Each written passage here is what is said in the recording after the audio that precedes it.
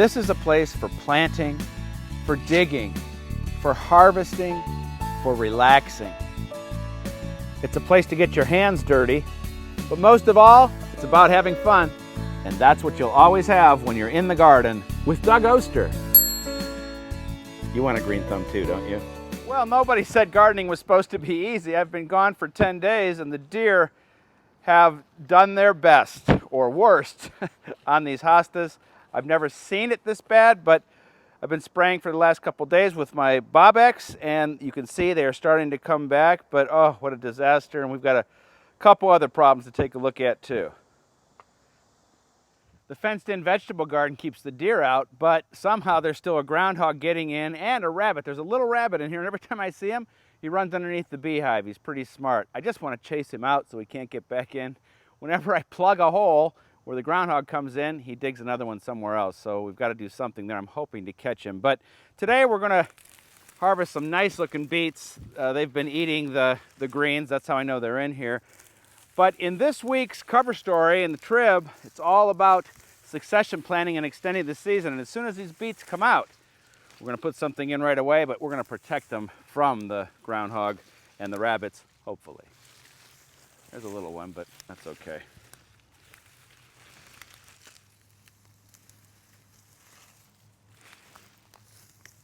Well, extending the season means buying young plants, and you've got to go to the right nursery. For the past 5 years, I've been going to Best Feeds because they have been carrying these plants just coming in, ready to be planted. They're not all root bound. They look great. And those plants have been sitting there since May. They're struggling with the heat and very root bound. So these new plants, and these are butter crunch lettuce, are going to go in, and then we'll protect them from the varmints. It's good to be planting again.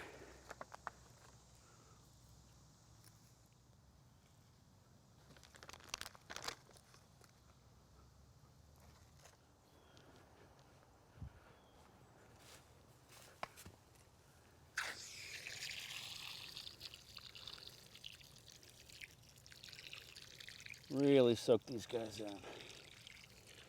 And that's actually our next job after we get this fence up. Water everything that's been sitting here for 10 days with just a few thunderstorms.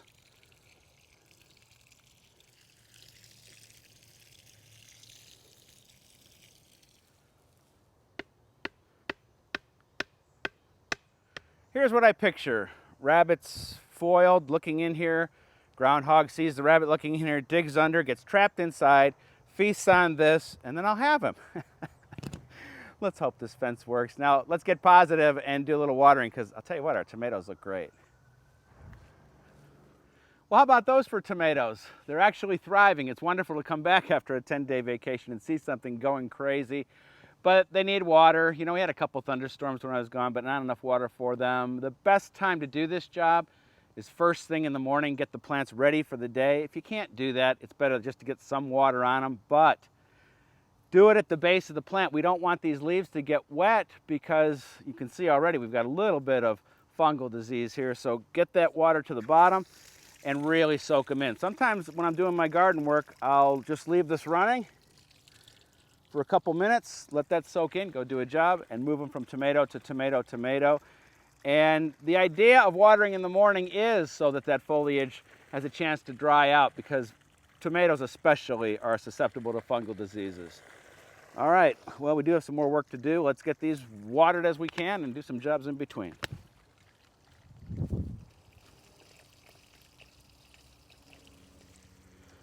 All right, well, that's certainly going to help the cause. Now, we have a visitor to the garden that's going to help us with some more disasters that happened while I was gone. Just part of gardening, right?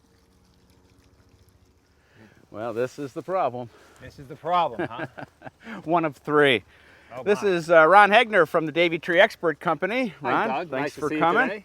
today. Been using Davy Tree for 18 years now, and this year I think I'm paying your salary because I've got a giant oak out there that's dead, a giant pine, and now we had a storm come through, and this branch is cracked, and to me that looks pretty dangerous. Well, it's a very nice white oak, and that is a pretty sizable branch. So yeah, I think you need to get that taken care of by some training professionals that will take care of this problem before the branch will maybe fall on you or Max. With one this tall, we certainly know we need a pro to do it. Right. But in our general working out in the yard, how do we know when to call a certified arborist? Well, obviously you don't want to climb the tree if you're not trained and don't have the proper gear and equipment. In a tree like this, you make sure somebody is going to climb this tree that is not going to injure the tree and do more damage to the tree than it's already done. All right. One of the other concerns I have, especially out front where that one tree died, that's the second one in that general area, is the disease that's affecting oaks. Right. Well, we always talk about oak wilt this time of the year. Now, the tree that's dead out there, we took a look at that earlier, that's a red oak. Now, they're the most susceptible to the disease. This is a white oak. White oaks will still get oak wilt, but they die at a much slower rate. So there must be a little bit of extra added precaution taken whenever we go up in this tree to take care of that storm damage. Number one, never spike a live tree. Number two, we'll probably paint this wound up here just to be on the safe side. Want to make sure we don't, add insult to injury and cause you more problems. You cover that wound because you don't want that oak wilt to get in there, right? Right. That disease is spread by sap-feeding beetles, and if we at least paint that wound right now, it'll reduce the risk of them being drawn to this tree. While I have you, things have been dry. A big tree like this, I wouldn't water. But if I have a newly planted tree within the last year, a smaller tree, tell me about the proper way to water them. Well, sure. I guess first of all, watch the tree. If you see that it's starting to wilt, then it's telling you, hey, give me some water. Water it deeply and thoroughly, not very often, but maybe once a week. And you want to water deeply so that you're not promoting shallow root development on the tree. Anything else? I think that's about it, Doug. All right, Ron, thanks Great. for coming out. Thank you. All right, I guess I'll have to start writing checks here pretty soon. We'll take care of you, don't worry.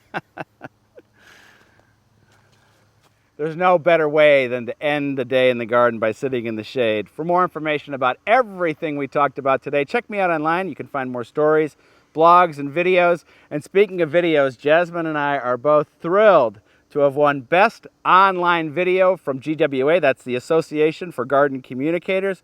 We are so honored and so thrilled, and we had a great year working together. So we're going to celebrate if I can get this thing open without hurting anybody. All right. Oh, there goes a woodpecker. Cheers. Cheers. We'll see you next week. To you guys.